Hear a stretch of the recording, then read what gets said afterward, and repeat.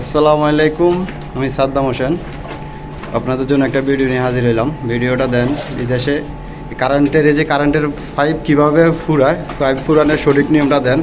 আমার মতিন চাচা কীভাবে পাইপগুলোর ভিতরে খালতা পড়ে, কারণ আসলে অনেকে এইভাবে ফুরায় না, খালি দেখিনি ভিতরে কীভাবে খালি পাইপটাও পড়ে। অনেকে আছে উপরে মাল দিয়ে এমনি থুই যাই, কিন্তু এটা নিয়ম না। নিয়ম হইলো এইভাবে দেখিনি কীভাবে গুতে বড় লাগে। এই সিস্টেমটা হইলো এভাবে সবসময় পাইপের ভিতরে মাল না, ভিতরে খালি থাকলে কি লাভ, আর পাইপের উপরে খালতা দিই, পরবর্তীতে তার টানা টাইম এটা ফাড়ি যাবে। দেখছেন কীভাবে পাইপ ফুরানোর আসলে সঠিক নিয়মটা হইলো এইভাবে কোণে দিই বরাবর করি,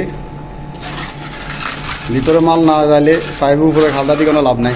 তো যারা আসলে দেশ গ্রামে কাজ করান, যে টাইমে কারেন্টের পাইপগুলো মিস্ত্রিরা ফুরায়, তখন খেয়াল রাখবেন আসলে ভিতরে মাল যায় কি না। যদি ভিতরে মাল না যায় তাহলে উপরে মাল দিয়ে কোনো ফায়দা নাই, ভিতরে খালি থাকলে।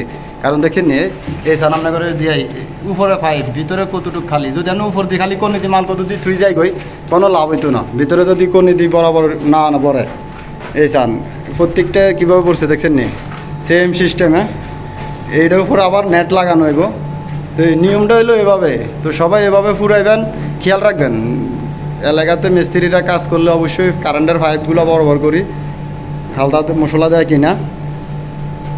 তো সবাই আসলে এই কাজটার ভিতরে কেউ দুর্নীতি করবেন না, কারণ পরবর্তীতে ফ্লাস্টারটা ফাটি যায় বগুয়ে বরাবর পাইপের কিনার দিই।